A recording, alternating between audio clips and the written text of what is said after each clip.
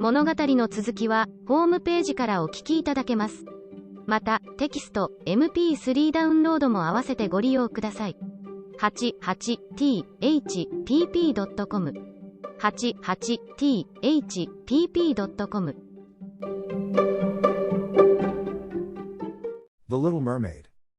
Far out in the ocean, where the water is as blue as the prettiest cornflower and as clear as crystal, it is very, very deep, so deep, indeed, that no cable could sound it, and many church steeples, piled one upon another, would not reach from the ground beneath to the surface of the water above. There dwell the Sea King and his subjects.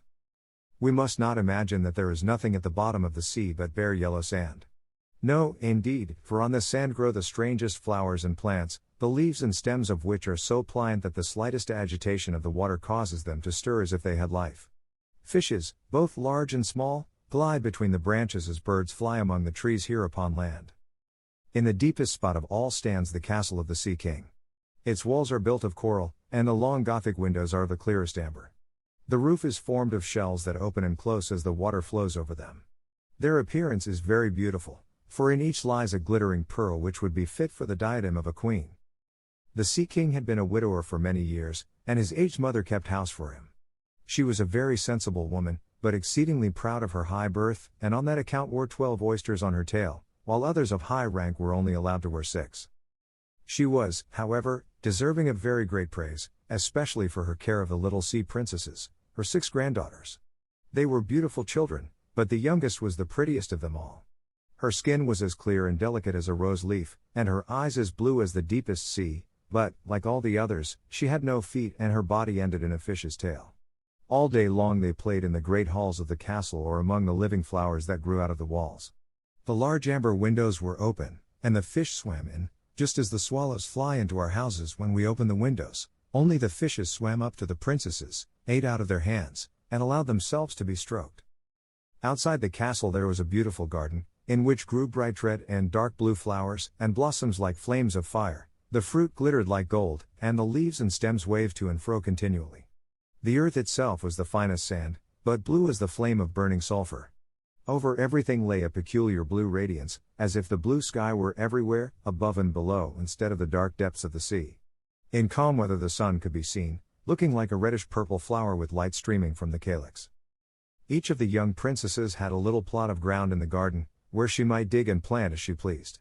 One arranged her flower bed in the form of a whale, another preferred to make hers like the figure of a little mermaid, while the youngest child made hers round, like the sun, and in it grew flowers as red as his rays at sunset. She was a strange child, quiet and thoughtful. While her sisters showed delight at the wonderful things which they obtained from the wrecks of vessels, she cared only for her pretty flowers, red like the sun, and a beautiful marble statue. It was the representation of a handsome boy, carved out of pure white stone, which had fallen to the bottom of the sea from a wreck. She planted by the statue a rose-colored weeping willow. It grew rapidly and soon hung its fresh branches over the statue, almost down to the blue sands. The shadows had the color of violet and waved to and fro like the branches, so that it seemed as if the crown of the tree and the root were at play, trying to kiss each other. Nothing gave her so much pleasure as to hear about the world above the sea.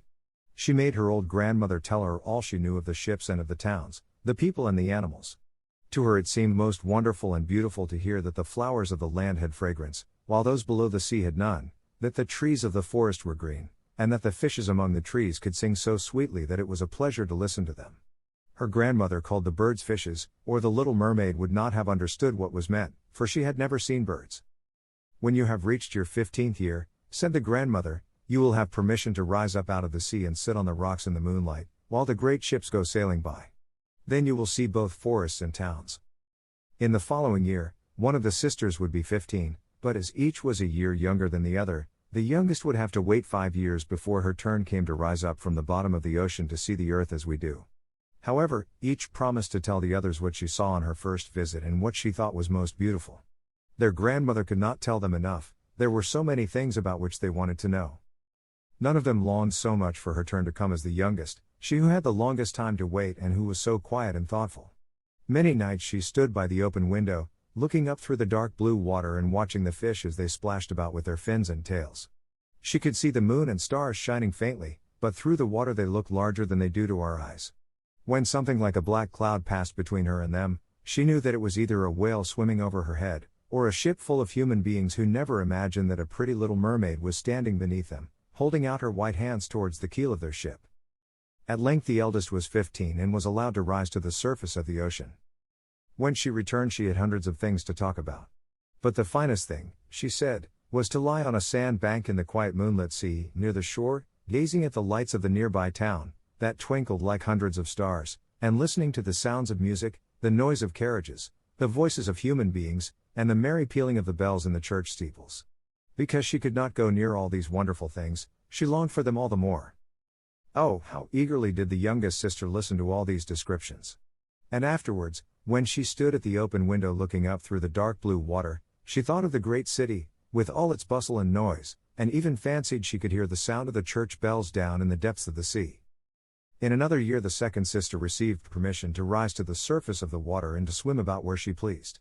She rose just as the sun was setting, and this, she said, was the most beautiful sight of all. The whole sky looked like gold, and violet and rose-colored clouds, which she could not describe, drifted across it. And more swiftly than the clouds, flew a large flock of wild swans toward the setting sun, like a long white veil across the sea. She also swam towards the sun, but it sank into the waves, and the rosy tints faded from the clouds and from the sea. The third sister's turn followed, and she was the boldest of them all, for she swam up a broad river that emptied into the sea. On the bank she saw green hills covered with beautiful vines, and palaces and castles peeping out from amid the proud trees of the forest. She heard birds singing and felt the rays of the sun so strongly that she was obliged often to dive under the water to cool her burning face. In a narrow creek she found a large group of little human children, almost naked, sporting about in the water. She wanted to play with them, but they fled in a great fright, and then a little black animal, it was a dog, but she did not know it, for she had never seen one before, came to the water and barked at her so furiously that she became frightened and rushed back to the open sea. But she said she should never forget the beautiful forest, the green hills, and the pretty children who could swim in the water although they had no tails. The fourth sister was more timid. She remained in the midst of the sea, but said it was quite as beautiful there as near the land. She could see many miles around her, and the sky above looked like a bell of glass. She had seen the ships, but at such a great distance that they looked like seagulls. The dolphins sported in the waves, and the great whales spouted water from their nostrils till it seemed as if 100 fountains were playing in every direction. The fifth sister's birthday occurred in the winter, so when her turn came she saw what the others had not seen the first time they went up. The sea looked quite green, and large icebergs were floating about, each like a pearl, she said, but larger and loftier than the churches built by men. They were of the most singular shapes and glittered like diamonds. She had seated herself on one of the largest and let the wind play with her long hair. She noticed that all the ships sailed past very rapidly, steering as far away as they could, as if they were afraid of the iceberg. Towards evening, as the sun went down, dark clouds covered the sky, the thunder rolled, and the flashes of lightning glowed red on the icebergs as they were tossed about by the heaving sea. On all the ships the sails were reefed with fear and trembling, while she sat on the floating iceberg, calmly watching the lightning as it darted its forked flashes into the sea. Each of the sisters, when first she had permission to rise to the surface, was delighted with the new and beautiful sights. Now that they were grown-up girls and could go when they pleased, they had become quite indifferent about it. They soon wished themselves back again, and after a month had passed they said it was much more beautiful down below and pleasanter to be at home. Yet often, in the evening hours, the 5 sisters would twine their arms about each other and rise to the surface together. Their voices were more charming than that of any human being, and before the approach of a storm, when they feared that a ship might be lost, they swam before the vessel, singing enchanting songs of the delights to be found in the depths of the sea and begging the voyagers not to fear if they sank to the bottom. But the sailors could not understand the song and thought it was the sighing of the storm. These things were never beautiful to them, for if the ship sank, the men were drowned and their dead bodies alone reached the palace of the Sea King. When the sisters rose, arm in arm, through the water, their youngest sister would stand quite alone, looking after them, ready to cry, only, since mermaids have no tears, she suffered more acutely. "Oh, I'm but 15 years old," said she. "I know that I shall love the world up there, and all the people who live in it." At last she reached her 15th year. "Well, now you are grown up," said the old dowager, her grandmother. "Come, and let me adorn you like your sisters." And she placed in her hair a wreath of white lilies, of which every flower leaf was half a pearl. Then the old lady ordered 8 great oysters to attach themselves to the tail of the princess to show her high rank. "But they hurt me so," said the little mermaid. "Yes, I know, Pride must suffer pain, replied the old lady. Oh, how gladly she would have shaken off all this grandeur and laid aside the heavy wreath. The red flowers in her own garden would have suited her much better. But she could not change herself, so she said farewell and rose as lightly as a bubble to the surface of the water. The sun had just set when she raised her head above the waves. The clouds were tinted with crimson and gold, and through the glimmering twilight beamed the evening star in all its beauty. The sea was calm, and the air mild and fresh. A large ship with 3 masts lay becalmed on the water. Only one sail was set, for not a breeze stirred, and the sailors sat idle on deck or amidst the rigging. There was music and song on board, and as darkness came on, 100 colored lanterns were lighted, as if the flags of all nations waved in the air. The little mermaid swam close to the cabin windows, and now and then, as the waves lifted her up, she could look in through glass window panes and see a number of gaily dressed people. Among them, and the most beautiful of all, was a young prince with large, black eyes. He was 16 years of age, and his birthday was being celebrated with great display. The sailors were dancing on deck, and when the prince came out of the cabin, more than 100 rockets rose in the air, making it as bright as day. The little mermaid was so startled that she dived under water, and when she again stretched out her head, it looked as if all the stars of heaven were falling around her. She had never seen such fireworks before. Great suns spurted fire about, splendid fireflies flew into the blue air, and everything was reflected in the clear, calm sea beneath. The ship itself was so brightly illuminated that all the people, and even the smallest rope, could be distinctly seen. How handsome the young prince looked, as he pressed the hands of all his guests and smiled at them, while the music resounded through the clear night air. It was very late, yet the little mermaid could not take her eyes from the ship or from the beautiful prince. The colored lanterns had been extinguished, no more rockets rose in the air, and the cannon had ceased firing, but the sea became restless, and a moaning, grumbling sound could be heard beneath the waves. Still the little mermaid remained by the cabin window, rocking up and down on the water, so that she could look within. After a while the sails were quickly set, and the ship went on her way. But soon the waves rose higher, heavy clouds darkened the sky, and lightning appeared in the distance. A dreadful storm was approaching. Once more the sails were furled, and the great ship pursued her flying course over the raging sea. The waves rose mountain high, as if they would overtop the mast, but the ship dived like a swan between them, then rose again on their lofty, foaming crests. To the little mermaid this was pleasant sport, but not so to the sailors. At length the ship groaned and creaked, the thick planks gave way under the lashing of the sea, as the waves broke over the deck, the mainmast snapped asunder like a reed, and as the ship lay over on her side, the water rushed in. The little mermaid now perceived that the crew were in danger, even she was obliged to be careful, to avoid the beams and planks of the wreck which lay scattered on the water. At one moment it was pitch dark so that she could not see a single object, but when a flash of lightning came it revealed the whole scene. She could see every one who had been on board except the prince. When the ship parted, she had seen him sink into the deep waves, and she was glad, for she thought he would now be with her. Then she remembered that human beings could not live in the water, so that when he got down to her father's palace he would certainly be quite dead. No, he must not die. So she swam about among the beams and planks which strewed the surface of the sea, forgetting that they could crush her to pieces. Diving deep under the dark waters, rising and falling with the waves, she at length managed to reach the young prince, who was fast losing the power to swim in that stormy sea. His limbs were failing him, his beautiful eyes were closed, and he would have died had not the little mermaid come to his assistance. She held his head above the water and let the waves carry them where they would. In the morning the storm had ceased, but of the ship not a single fragment could be seen. The sun came up red and shining out of the water, and its beams brought back the hue of health to the prince's cheeks, but his eyes remained closed. The mermaid kissed his high, smooth forehead and stroked back his wet hair.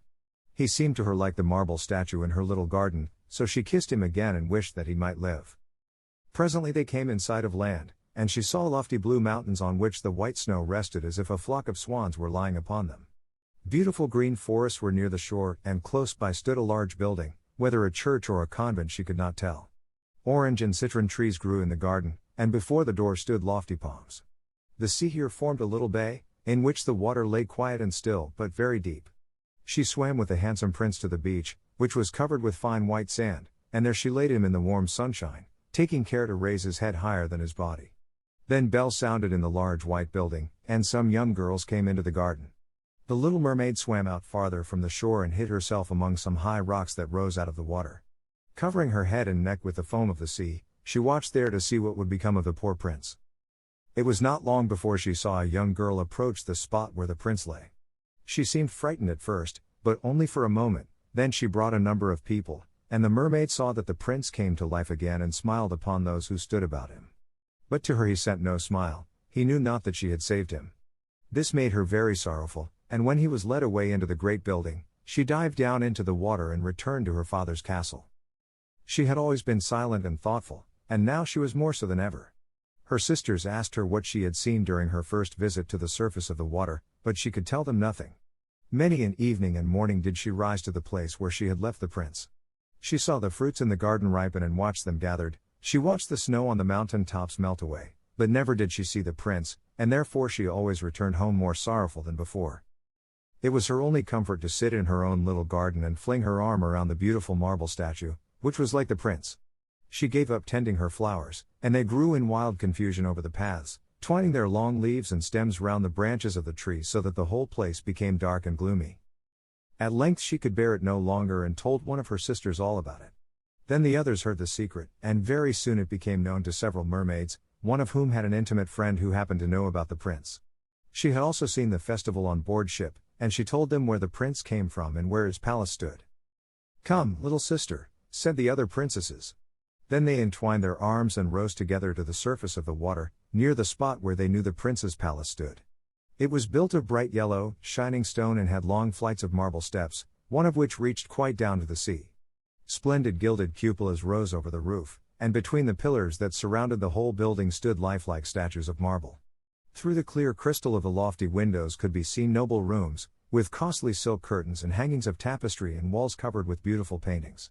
In the center of the largest salon a fountain threw its sparkling jets high up into the glass cupola of the ceiling, through which the sun shone in upon the water and upon the beautiful plants that grew in the basin of the fountain. Now that the little mermaid knew where the prince lived, she spent many an evening and many a night on the water near the palace.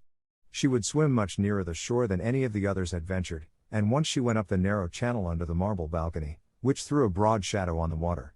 Here she sat and watched the young prince, who thought himself alone in the bright moonlight. She often saw him evenings, sailing in a beautiful boat on which music sounded and flags waved. She peeped out from among the green rushes, and if the wind caught her long silvery white veil, those who saw it believed it to be a swan, spreading out its wings. Many a night, too, when the fishermen set their nets by the light of their torches, she heard them relate many good things about the young prince. And this made her glad that she had saved his life when he was tossed about half dead on the waves. She remembered how his head had rested on her bosom and how heartily she had kissed him, but he knew nothing of all this and could not even dream of her. She grew more and more to like human beings and wished more and more to be able to wander about with those whose world seemed to be so much larger than her own. They could fly over the sea in ships and mount the high hills which were far above the clouds, and the lands they possessed, their woods and their fields, stretched far away beyond the reach of her sight. There was so much that she wished to know. But her sisters were unable to answer all her questions. She then went to her old grandmother, who knew all about the upper world, which she rightly called the lands above the sea. "If human beings are not drowned," asked the little mermaid, "can they live forever? Do they never die, as we do here in the sea?" "Yes," replied the old lady, "they must also die, and their term of life is even shorter than ours. We sometimes live for 300 years, but when we cease to exist here, we become only foam on the surface of the water and have not even a grave among those we love. We have not immortal souls, we shall never live again. Like the green seaweed when once it has been cut off, we can never flourish more. Human beings, on the contrary, have souls which live forever, even after the body has been turned to dust. They rise up through the clear, pure air, beyond the glittering stars. As we rise out of the water and behold all the land of the earth, so do they rise to unknown and glorious regions which we shall never see." "Why have not we immortal souls?" asked the little mermaid, mournfully. "I would gladly give all the hundreds of years that I have to live, to be a human being only for one day and to have the hope of knowing the happiness of that glorious world above the stars." "You must not think that," said the old woman. "We believe that we are much happier and much better off than human beings." "So I shall die," said the little mermaid, "and as the foam of the sea I shall be driven about, never again to hear the music of the waves or to see the pretty flowers or the red sun? Is there anything I can do to win an immortal soul?" "No," said the old woman, "unless a man should love you so much that you were more to him than his father or his mother, and if all his thoughts and all his love were fixed upon you, and the priest placed his right hand in yours, and he promised to be true to you here and hereafter, then his soul would glide into your body, and you would obtain a share in the future happiness of mankind. He would give to you a soul and retain his own as well, but this can never happen. Your fish's tail, which among us is considered so beautiful, on earth is thought to be quite ugly. They do not know any better, and they think it necessary, in order to be handsome, to have two stout props, which they call legs. Then the little mermaid sighed and looked sorrowfully at her fish's tail. Let us be happy, said the old lady, and dart and spring about during the 300 years that we have to live, which is really quite long enough. After that we can rest ourselves all the better. This evening we are going to have a court ball. It was one of those splendid sights which we can never see on earth. The walls and the ceiling of the large ballroom were of thick but transparent crystal. Many hundreds of colossal shells, some of a deep red, others of a grass green, with blue fire in them, stood in rows on each side. These lighted up the whole salon and shone through the wall so that the sea was also illuminated.